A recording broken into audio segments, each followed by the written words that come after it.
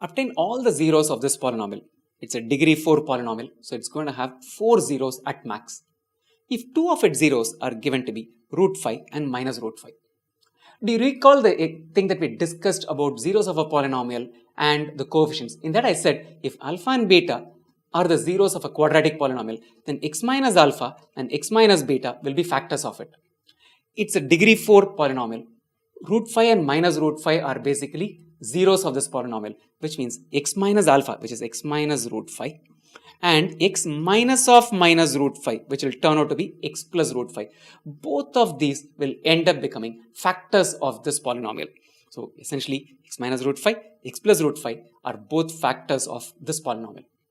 If these two are factors of the polynomial, the product of these two factors will also be able to divide this entire polynomial, which means x square, this is of the form a minus b into a plus b, which is a square minus b square, translates to x square minus 5.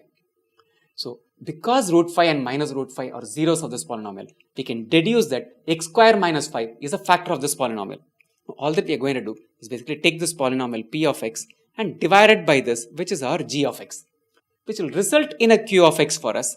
And obviously for us, r of x should be 0 because this number is a factor of that number. If it's a factor, the remainder has to be 0. Let's go through this entire division in the long division process. The first term of the polynomial is x power 4. The first term of g of x is x square. So we need to make this, what we are going to write here, to be an x power 4, which means multiply it with an x square.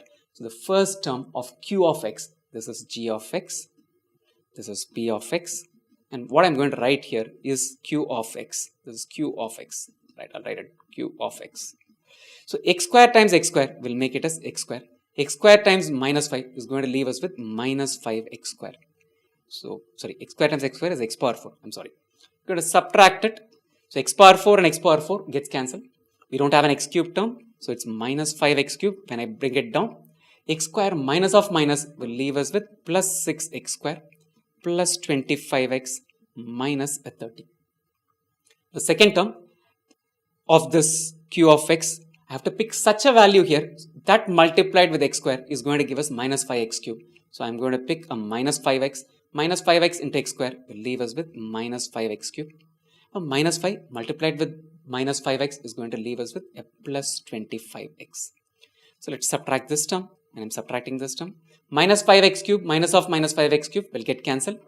25x minus 25x will get cancelled to leave us with 6x square minus 30.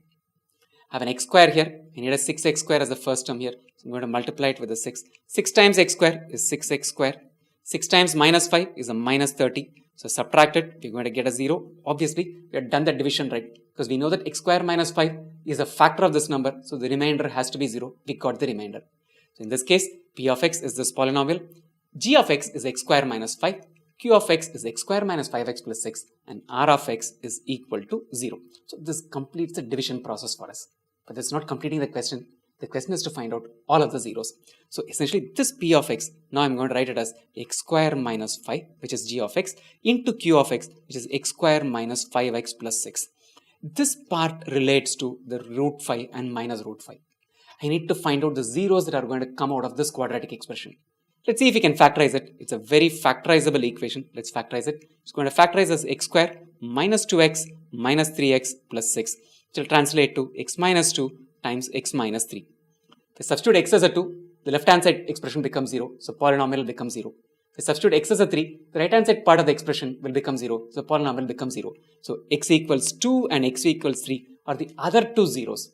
So what are all the zeros? We know we have 4 zeros, root 5, minus root 5, 2 and 3. Quickly summarize this entire division and this factorization in a printed form. The long division results in r of x being 0. Which is absolutely right because we know that this is a factor of this polynomial. It's a factor, the remainder should be 0. Now this is q of x. So to find the remaining two zeros, we're going to factorize this. It's a quadratic equation which beautifully factorizes as x square minus 2x minus 3 plus 0, leaving us with the values of x as 2 and 3. These are the other two zeros. So 4 zeros of the polynomials are these. Before you leave, do two things. Sign up at online.maxtute.com for CBSE online coaching for class 10 maths. Takes less than 5 minutes in all of 3 steps to get started. And do one more thing, subscribe to this channel youtube.com/maxtute and spread the word about this channel to your friends and classmates.